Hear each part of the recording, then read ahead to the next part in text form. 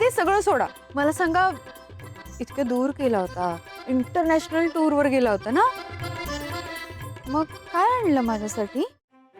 नाही काहीच नाही. शी बाई, असं कुठे असतं का? एक एक नवरे किती प्रेम करतात आपल्या बायकोवर, काय काय घेऊन येतात. आणि माझा नवरा चांगला परदेशात गेला पण काहीच. माझ्या स्पेशल बायकोसाठी एक स्पेशल गिफ्ट. ओ, हे माझ्यासाठी आहे? नाही, दुसऱ्या बायकोसाठी. काय काय बोलताय? ऑफकोर्स तुझ्यासाठी ना. खरं सांगतो दामिनी, तुझ्यापासून दूर राहून मला तुझी किंमत कळली. Thank you so much. खूप सुंदर आहे. आता मी अभिमानाने सांगू शकते, काय? नवरा असावा तर अगदी असाच. सोन्याचं आहे? हो हो, असेलच. अरब कंट्री मध्ये होतो ना मी, सोन्याच आहे काय बघ.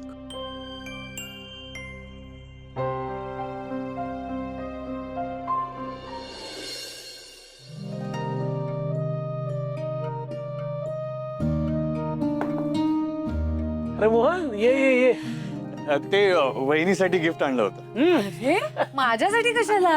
हो म्हणजे काय, हे घ्या सोन्याच्या बांगड्या. वा, सुंदर आहे. बरं मोहन, माझ्यासाठी तू हे गिफ्ट घेऊन आलायस, पण स्वतःच्या बायकोसाठी, दामिनीसाठी ह्याच्यापेक्षा भारी स्पेशल काहीतरी आणलंयस ना, की विसरलास? अहो असं कसं विसरेन? तिच्यासाठी गिफ्ट नाही आणलं तर माझं काय करणार माहितीये ना तुम्हाला? अहो मला जिवंत सोडणार का ती? पण वहिनी, खरंच मला घरी येऊन खूप खूप छान वाटतंय. आम्हाला पण छान वाटतंय तू आलायस. आणि तुम्ही आदित्य आणि पारूला घरी घेतलं ते पण बरं झालं.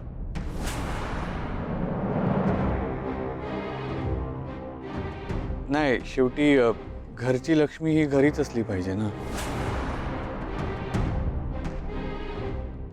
आणि मला प्रीतमचं पण समजलंय. नाही, त्याच्याकडून पैसे गहाळ झाल्यामुळे तुम्ही त्याच्यावर नाराज आहात. दामिनीने सांगितलं मला.